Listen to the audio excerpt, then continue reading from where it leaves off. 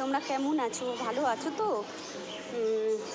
দিদি বলল একটুখানি যা বাজারের দিকে, শুধু একটুখানি কাঁঠালি কলা। আজের এমনি একাদশী, আমি দিদি জামাইবাবুও একাদশী, তা বললো একটু কাঁঠালি কলা নিয়ে, এই জন্যে কলা আনতে গেছিলাম। ঠাকুরকেও দেবে তারপর। আর আজকে তো থাকবো, কালকে চলে যাবো। দিদি তো যেতেই দেয় না, দিদি বলে থাক না দুজন মিলে থাকি।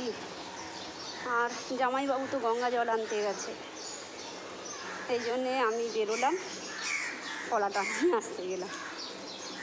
এবার যাব। চার এই সাবুর পাঁপড় খেয়েছি, একদম তো নির্জলা করতে পারি না। ওই বছরে একটা, ওই যে একাদশীটা, সেটাই নির্জলা করা পড়ে। আর এটাই টুকটাক খাই, ফল টল সাবুরে দিদি আলু দিয়ে বাদাম দিয়ে করে, এরমভাবেই করি।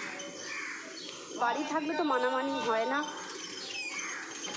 একদমই মানামানি হয় না, কেননা কেউ করে না, পছন্দ করে না, সব একটু অন্যরকম। যাই হোক,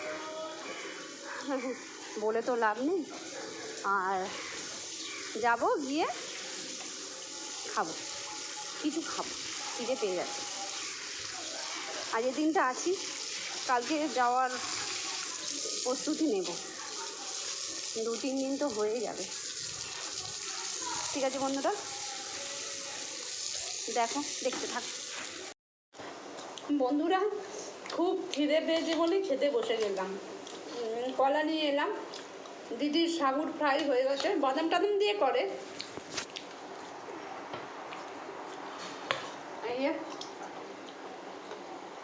এই যে দিদি কাটছে, এরকম লাগছে দিদি, ঝাল লাগছে না? আর আপেল কাটলি না কেন? এই গোটা খেতে পারবো?